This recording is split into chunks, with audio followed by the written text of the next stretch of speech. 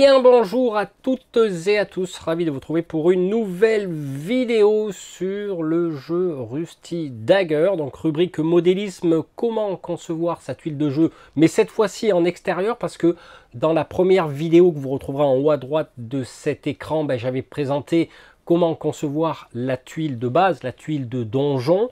J'avais également fait la vidéo de présentation de ce petit jeu d'aventure et de combat qui vaut le coup à 2 $, donc je vous mettrai tous les liens en description de cette vidéo. Vraiment bien sympathique, donc j'ai fait les règles, je vous ai mis la vidéo également en haut à droite de cet écran. Alors j'espère que j'aurai assez de en haut à droite de cet écran parce que je suis limité à 5. Donc du coup on va reprendre une partie de la vidéo que j'avais fait la dernière fois, mais on va y agrémenter l'extérieur. Donc ça sera ponctué de références de vidéos, mais j'essaierai de vous mettre le pack complet dans la description et dans les commentaires épinglés pour que vous puissiez vous référer à ce que je vous présente. Voilà, écoutez, sans plus tarder, je vais vous montrer la conception d'une tuile d'extérieur pour l'excellent petit jeu solo d'aventure et de combat Rusty Dagger. C'est parti. Allez, on va se lancer dans la conception de la tuile extérieure pour le jeu. À savoir que je vais reprendre les mêmes techniques de base que on a vu dans la première vidéo de conception des tuiles de donjon.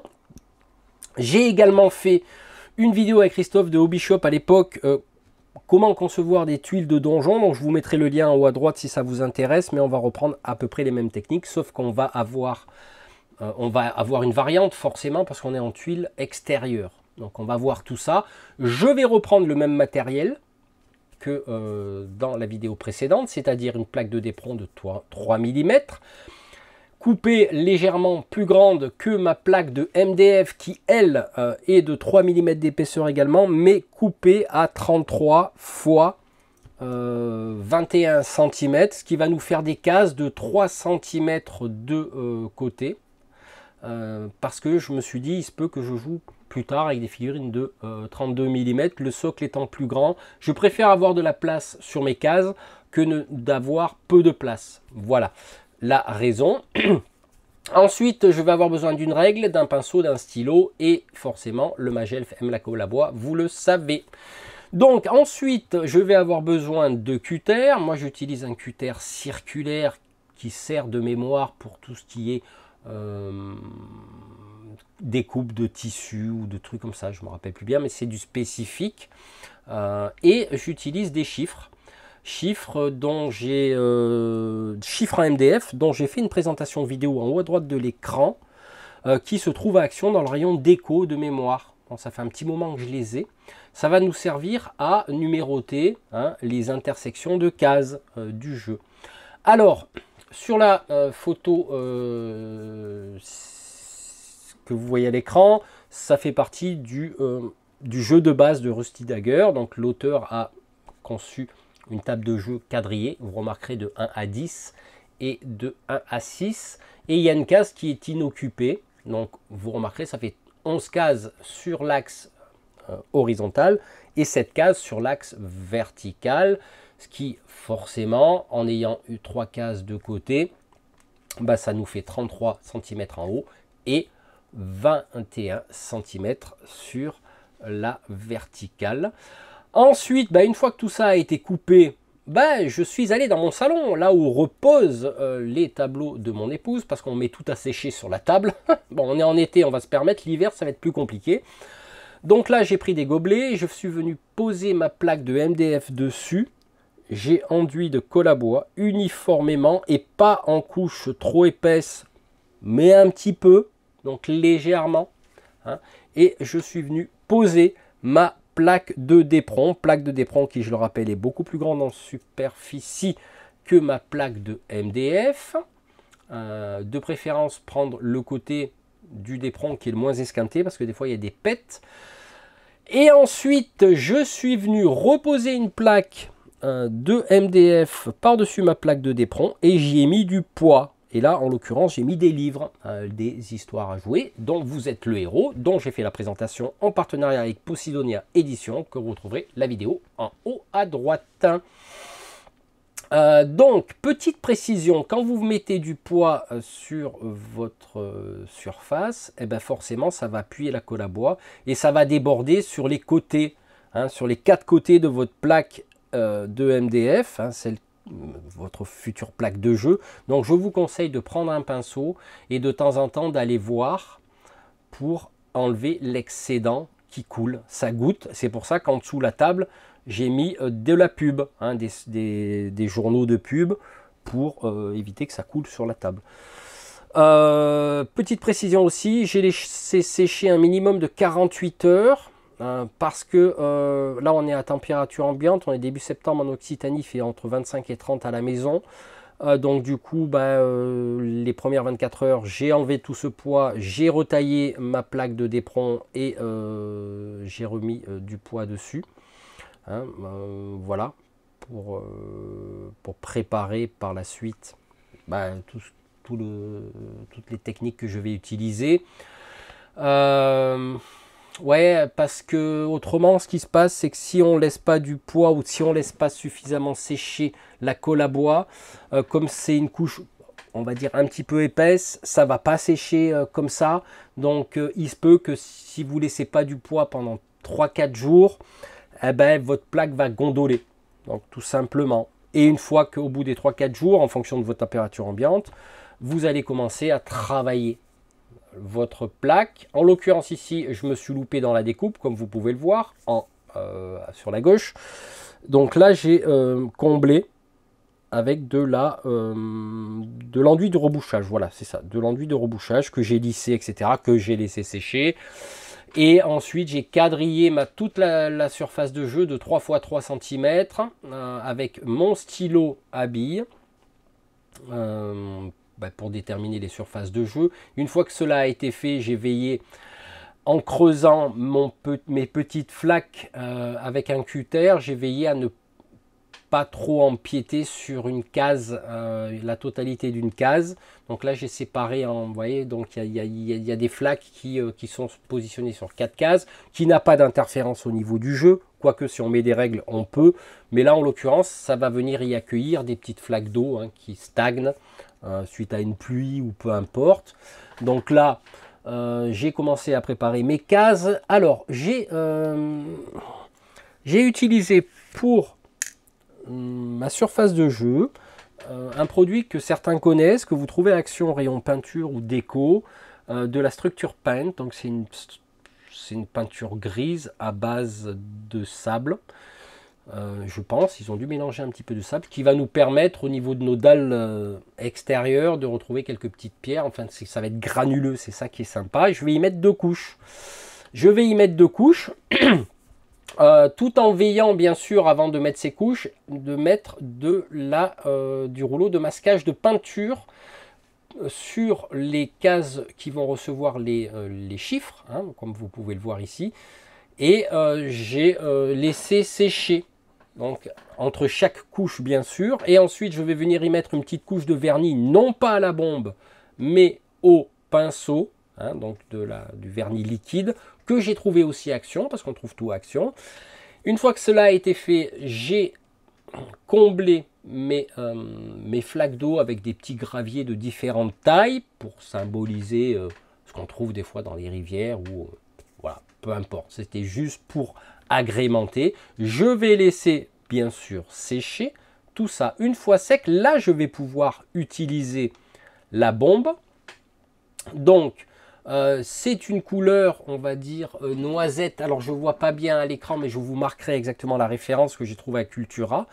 Là, je vais pouvoir bomber. Pourquoi? Parce que j'ai assez de protection de mon d'éperon pour bomber. Parce que il est dit, selon le constructeur, qui est Gold, qu'on peut bomber du polystyrène. Sauf que c'est faux, parce que oui, ça n'abîme pas comme abîmerait une bombe bombe quelconque Citadel qui contient un produit, mais ça fait fondre un petit peu quand même, donc c'est une moitié de vérité.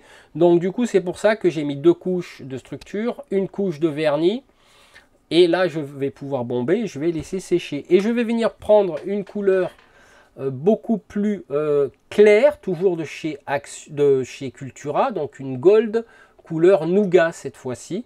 Et j'ai mis quelques petites touches à droite, à gauche, histoire de faire une variante hein, de couleurs, tout en laissant bien sûr mon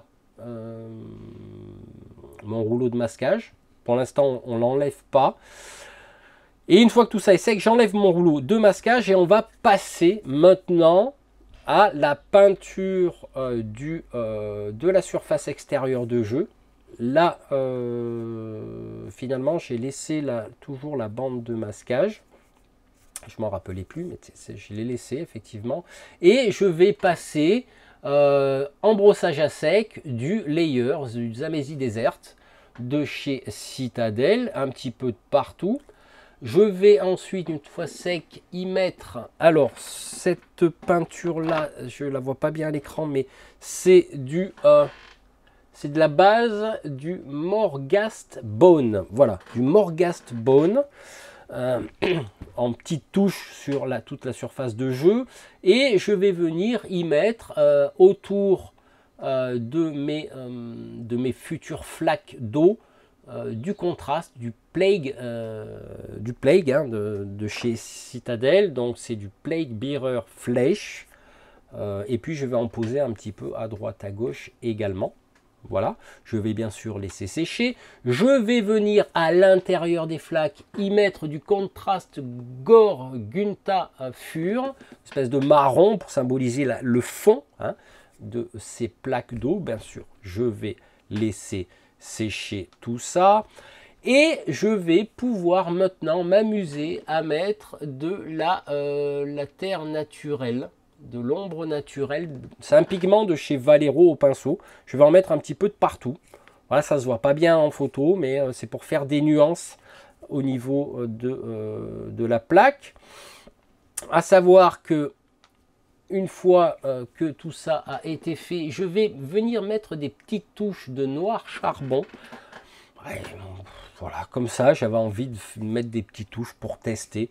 De noir charbon, toujours pigment. Et par contre, cette fois-ci, je vais bomber, hein, vu que effectivement j'ai assez de couches de peinture, je vais venir bomber avec une bombe de vernis mat. Voilà. Et là, je serai protégé de tout ce qui est fonte, entre parenthèses, du d'éperon.